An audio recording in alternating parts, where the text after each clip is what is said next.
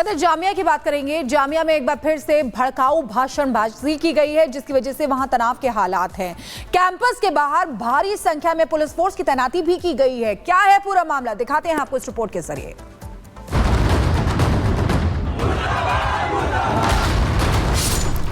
JNU के बाद जामिया में बवाल, भड़काऊ नारे से उठा भूचाल, प्रदर्शन सिर्फ बहाना,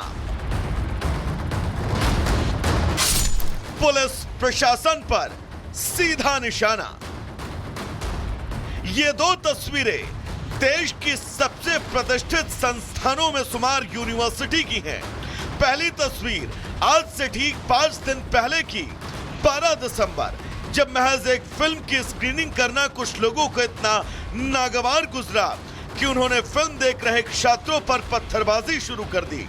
तो वहीं दूसरी तस्वीर बीते दिन की है, जहां विरोध प्रदर्शन के नाम पर न सिर्फ पुलिस प्रशासन के खिलाफ आपत्तिजनक नारे लगाए गए, बल्कि इन लोगों ने विश्वविद्यालय के वीसी को भी नहीं बख्शा और उनके खिलाफ भी भड़काऊ बयानबाजी कर डाली।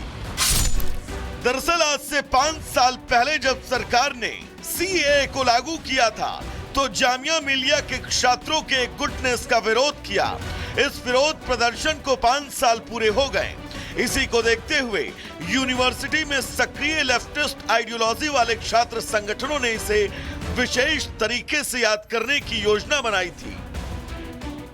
लेकिन विरोध प्रदर्शन देखते ही देखते नफरती चिंगारी में तब्दील हो गया और प्रदर्शन में शामिल लोगों ने जामिया के वीसी के खिलाफ नारेबाजी शुरू कर दी। मुर्दाबाद के नारे लगने लगे।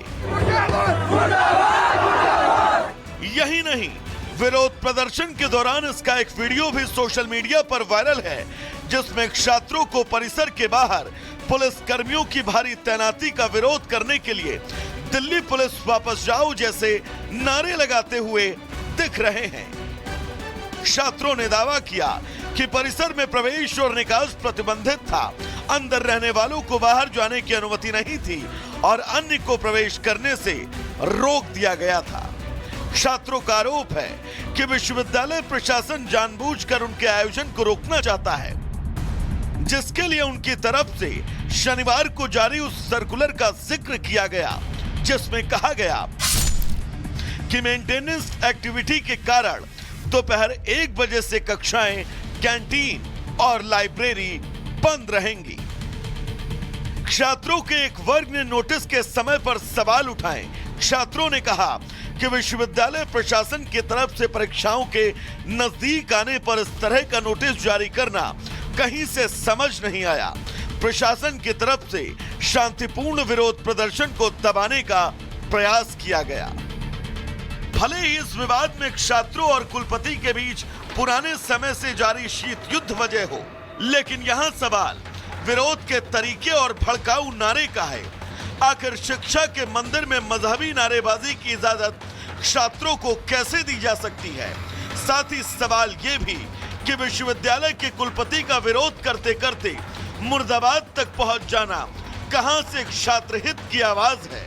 अब इन सवालों का जवाब उनको देना होगा जो विचारधारा के नाम पर नफरत और कट्टरता फैलाने का काम कर रहे हैं।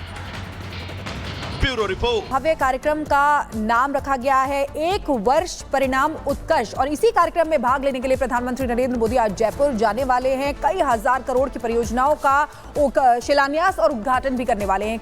एक रिपोर्ट आपको दिखाते हैं।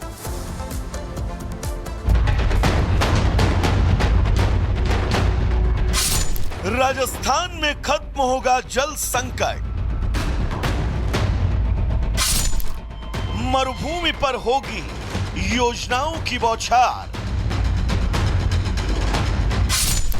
डबल इंजन सरकार से संदेश, विकास सीपीएम का अंतिम उद्देश्य। राजस्थान के लिए आज का दिन ऐतिहासिक होने वाला है। राजस्थान के 21 जिलों में दशकों से बने हुए जल संकट को खत्म करने के लिए प्रधानमंत्री मोदी आज जयपुर आने वाले हैं। चूंकि यह समारोह भजनलाल सरकार के 1 साल पूरे होने के उपलक्ष्य में आयोजित हो रहा है। यही वजह है कि सीएम खुद पूरे कार्यक्रम पर बारीकी से नजर बनाए हुए हैं और खुद दादिया जाकर व्यवस्थाओं का जायजा ले चुके हैं। दिसंबर महीने में यह दूसरा मौका है जब पीएम मोदी राजस्थान आ रहे हैं और पीकेसी ईआरसीपी परियोजनाओं के पहले चरण की नींव रखने के साथ साथ जनता को 1 लाख करोड़ रुपए के विकास कार्यों की सौगात देंगे।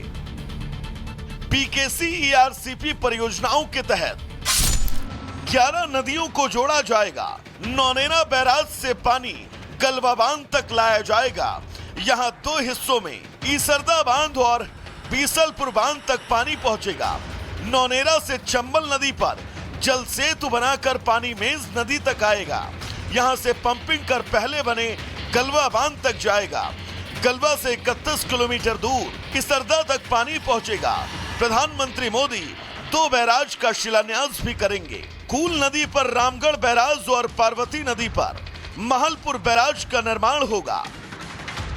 इस परियोजना के तहत प्रमुख रूप से चंबल और उसके सहायक नदियां पार्वती, काली सिंधी, कूनो, बनास, बाणगंगा, रूपरेल, गंभीरी और मेज को जोड़ने का काम होगा। पीएम करीब 9,416 करोड़ के 3 पैकेज का शिलान्यास करेंगे, जिसमें पीकेसी ईआरसीपी के तहत 21 जिलों को पेयजल सिंचाई का पानी मिलेगा। प्रोजेक्ट के पहले पैकेज की लागत करीब 2,395 करोड़ है। प्रोजेक्ट के दूसरे पैकेज की लागत करीब 2,330 करोड़ है और तीसरे पैकेज की लागत करीब 4,690 करोड़। पहले पैकेज में कूल नदी पर रामगढ़ बैराज और पार्वती नदी पर महलपुर बैराज बनेगा।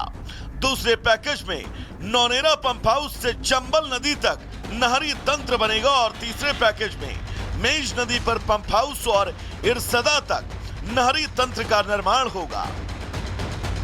यही नहीं, पीएम मोदी राजस्थान को ऊर्जा, सड़क, रेलवे और जल से जुड़ी 46,300 करोड़ रुपए से ज्यादा की 24 परियोजनाओं की सौगात देने वाले हैं, जिसमें पीएम 11,000 करोड़ रुपए से अधिक की 9 परियोजनाओं का उद्घाटन करेंगे। इसके साथ 35,300 करोड़ रुपए से ज्यादा की 15 परियोजनाओं की आधारशिला रखेंगे।